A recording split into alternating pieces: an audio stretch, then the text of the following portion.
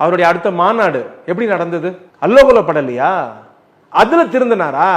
அதுல ஒரு அட்வைஸ் சொல்லியிருப்பாரா? 2000 போட்ட ஒரு 10,000 சார் உடைஞ்சு போச்சு, கண்டம் பண்ணிட்டாங்க. சரி, அடுத்த ஒரு மாநாடு நடத்துறீங்க, என்ன பண்ணீங்க? கிரீஸ் தடவுனீங்க. சரி, இப்படி சுய ஒழுக்கமா வரணும், மற்ற அரசியல் கட்சியை பார்த்து கத்துக்கங்க, இப்படிதான் இருக்கணும், இப்படிதான் இருக்கணும். உங்களால் அட்வைஸ் செய்யப்பட்டிருந்தால் இந்த நிலைமை வந்திருக்குமா? சரி, அதுவும் நடக்கல. அதுக்கு அடுத்தது அந்த மாநாட்டில் ஒரு 5 பேர் இறந்துடுறாங்க. அப்பயாவது போயிட்டு அந்த இறந்தவங்க குடும்பத்துக்கு நேரா போய் ஆறுதல் சொல்லி, இது மாதிரிலாம் நடக்காதீங்க, உயிர் ரொம்ப முக்கியமானது, ஒரு அட்வைஸ் பண்ணியிருந்தா அது வந்திருக்காது. ஆனா இன்னைக்கு நல்ல மன 8:45 மணிக்கு நாமக்கல்ல பேசுறதா சொல்லி அனுமதி வாங்கின நீங்க வீட்டில இருந்து 8:45 மணிக்கு கிளம்பியிருக்கீங்க. அப்ப எத்தனை மணிக்கு அங்க போய் சேர்ந்தீங்க? மதியம் 2 மணிக்கு கரூர்ல போய் பேசுறதா உங்களுடைய பிளான். அரசுகிட்ட காவல்துறை அனுமதி வாங்கின நேரம். நீங்க போனது சாயங்காலம் 7 மணிக்கு.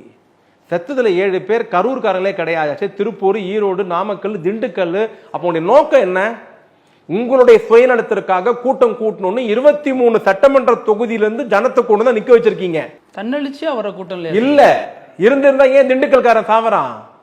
இருந்திருந்தா ஏன் திருப்பூர்காரன் சாகறான்?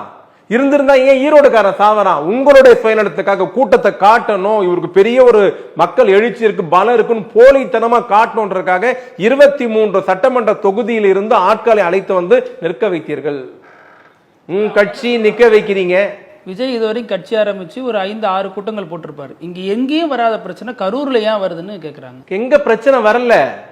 இதே திருச்சியில 100 பேர் சாக வேண்டியது, அங்க தப்பிச்சிட்டாங்க. பார்த்தோம்ல, 15 வீடு இடிஞ்சு விழுந்த பார்த்தோம், ஓட்டெல்லாம் உடைச்சிட்டு உள்ள வந்து காயம். அது செய்தி பெருசா வரல. கரண்ட் மிஸ் ஆயிருந்தா கரண்ட் அடிச்சிருக்கோன்றாங்க.